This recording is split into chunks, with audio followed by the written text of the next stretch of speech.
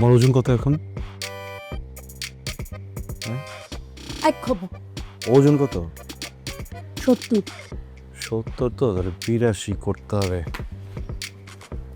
বাবু, আমি তো মোটামুটি রিসার্চ সব করে ফেললাম, বুঝছো? আমি বই দেখে যেটা বুঝলাম, তোমার মোটামুটি 10 থেকে 12 কেজি ওজন পুরো জার্নিতে বাড়াতে হবে। এটা স্বাভাবিক। এর থেকে কম হলেও সমস্যা, এর থেকে বেশি হলেও সমস্যা।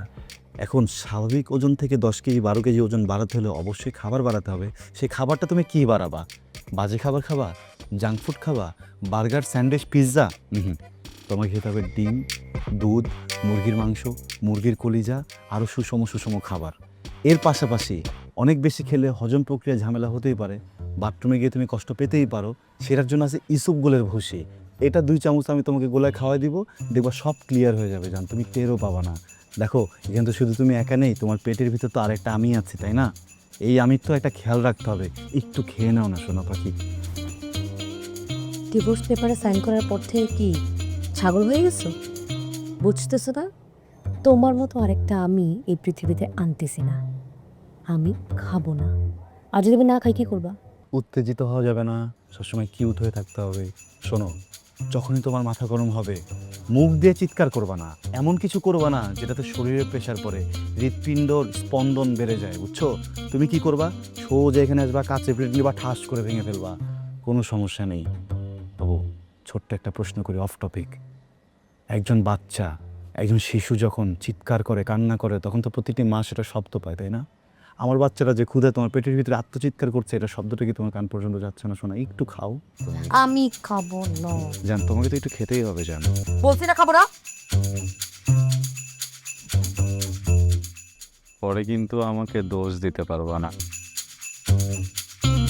পুরো খাবারটা খান, আর না হয় আমাদের সাথে থানা চলুন। কি আশ্চর্য, আমার খেতে ইচ্ছে করছে না, আমি জোর করে খাবো। এই ধরনের প্রশ্ন করে লাভ আছে? আমার তো এখানে কিছু করার নেই। হ্যাঁ, আইনের সামনে আমার হাত পা সবই তো বাধা। দেখো, আমি একটা কথা বলি, দেশে প্রচলিত আইন অনুযায়ী গর্ভাবস্থায় একজন নারী এমন কোনো কাজ করতে পারবে না যেটা পেটের ভিতরে সন্তানের জন্য ক্ষতিকারক। বেশি বেশি করে খেতে হবে। খাও খাও, আইন কিন্তু অনেক খারাপ জিনিস, খাও। ইদানিং খুব আইন নিয়ে পড়াশোনা হচ্ছে, তাই না? আমাকে আইন শেখাইতে আসছিস? আপা চোখ দেখায়। এই আপনি থ্রেড দিচ্ছেন কেন? চালু খাবার খান। শোনো, একটা কথা বলি, যেই নারী প্রত্যেক দিন একটা করে নতুন নতুন আইন বানায়, আমার বাপের গায়ে জ্বর, আমি তাকে আইন শিখাবো। চুপ কর, একদম চুপ। পায়ে বসছিস আমাকে না? অসুবিধা নাই, খুব তাড়াতাড়ি আমি এই সব কিছু শিক্ষা নিব। আস্তে আস্তে খাও, টাকরায় বাঁধবে তো, এত কথা বলো কেন? আই খ্যাত টাকা কি? আরে গলায় খাবার আটকেবে, এটা বুঝাইছে। আপা ছোট ছোট করে খাচ্ছে, কিন্তু আমার বাচ্চারা পর্যন্ত খাবার পৌঁছাবে না, বড় বড় করে খেতে বলেন। পানি খাও, পানি খাও, বলছিলাম না টাকরায় আটকাবে। পানি খাও। এই আপা একটু মাছ দেন, একটু ভাত দিয়ে নিজে সবজি হতে পারে।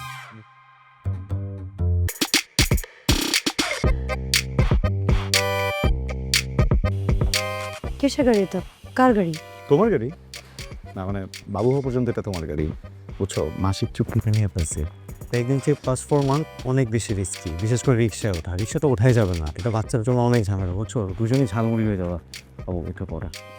রিস্কি হলে হোক, তবু আমি এই গাড়িতে যাব না, টেসলায় যাব। টেসলা মানে কি? এই বাবা, সব কিছু কিন্তু ঠিকঠাক আছে, আমি তোমাকে বলতেছি, আমার কথা শোনো, গাড়িটা একটাবার দেখো। আরে এ কি করতে? এই আস্তে আস্তে আস্তে ভাই।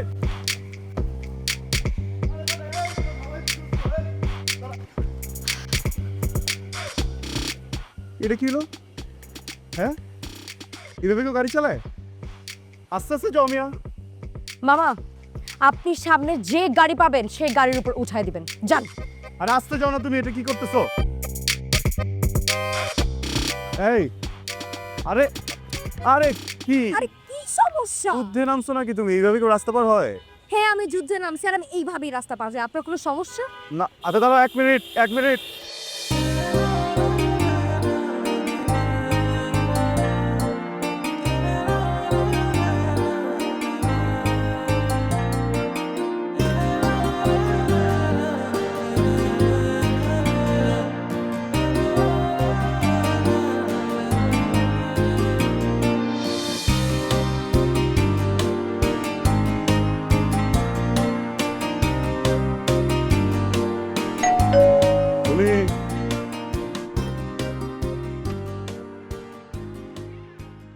আসসালামু আলাইকুম আব্বা। ওয়ালাইকুম আসসালাম আলাইকুম আম্মা।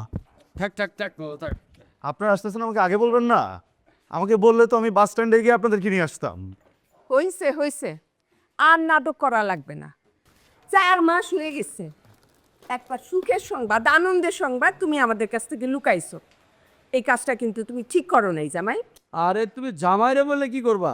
তোমার নিজের মেয়েই তো আমাকে কিছু জানতে দেয় নাই। ওইটাই। হ্যাঁ করতে কিরি করতে ওই যে দেখো কি আসছে। আমা আব্বা, তোমরা তোমরা কখন কিভাবে কেন আসছো? আর তোমাদেরকে কি আসতে বলছে? কি আসছো তুই? আরে মেয়ের বাড়িতে তার বাবা মা আসবে, সেখানে আবার কে আসতে বলবে? হ্যাঁ, আর তাছাড়া আমাদের মেয়ে হচ্ছে অসুস্থ, এই সময় তার পাশে মুরব্বী হিসাবে আমাদের থাকাটা দরকার। অবশ্যই। কি বলতেছো আমি অসুস্থ? আমাকে দেখছো? আমি একদম ঠিক আছি, কমপ্লিটলি ওকে। আমাকে আসছো দেখছো, হয়েছে না? এবার প্লিজ তোমরা যাও। আরে দাঁড়াও তো, কি বলতেছো তুমি এগুলো? হ্যাঁ, তোমার বাবা মা আসছে, তোমার বাড়ি থেকে লোক আসছে, 2-3 মাস খেয়ে যাবে, হ্যাঁ থেকে যাবে না? 2-3 মাস এত রাতে চলে যাবে? হ্যাঁ আম্মা, আব্বা আপনার ভিতরে যান তো, ভিতরে ফ্রেশ হন যান। প্রথমত, এত সুখের একটা সংবাদ, এত আনন্দের একটা সংবাদ তুই আমাদের কাছ থেকে লুকাইছিস, তার উপরে এখন আবার এইরকম ভাবে কথা বলতেছিস। আচ্ছা, জন্মের পরে তোরে তো আমরা মধু খাওয়াইছিলাম, মুখের ভাষার এই অবস্থা কেন? হ্যাঁ, আমি সব বুঝতে পারছি, তোমাদেরকে কে ফোন করে আসতে বলতে হবে সেটাও বুঝতে পারছি। শোনো মা, তোমরা যে খুশির সংবাদ শুনে এখানে আসছো না, কয়েকদিন পর সে খুশির সংবাদটা দুঃখের সংবাদে পরিণত হবে। এই সি সি সি, এত অলক্ষণের কথা তুই আমাদের সামনে আর বলবি না তো। এই প্রথম আমরা নানা নানি হইতেছি, আমি প্রথমের মতো বাবা হচ্ছে। নাতনি নিয়া আমাদের কত পরিকল্পনা, তাই না? দেখো আম্মা, আমাকে এসব বুঝে কোনো লাভ নাই। তোমরা সবাই মিলে যে ঘোরের মধ্যে আসো না, যত তাড়াতাড়ি তোমাদের এই ঘোর কেটে যাবে, অত তাড়াতাড়ি তোমাদের জন্য মঙ্গল হবে। আব্বা, হ্যাঁ? মেয়েটা তো আটটা নিচের না? হ্যাঁ আমার মেয়ে। আম্মা না করেছে না একেবারে। এটা তুমি ঠিক করছো, একেবারে হুবহু তোমার শাশুড়ির মতো। আর স্বভাব, স্বভাব কার মতো হয়েছে সেটা বলে নাই? সে আমার মতন। আব্বা ওই প্রেগনেন্সি টাইমে না অনেক বেশি ওজন নেওয়া নিষেধ। আপনি কি আমাকে হেল্প করবেন? আমার বউ তো প্রেগনেন্ট। আরে কি কয় না কয়, ধরো যত ধরো একসাথে নাম্বার নিয়ে আসেন। উল্টা পাল্টা কথা বলে, ছেলেটাও দেখছি কেমন হয়ে গেছে।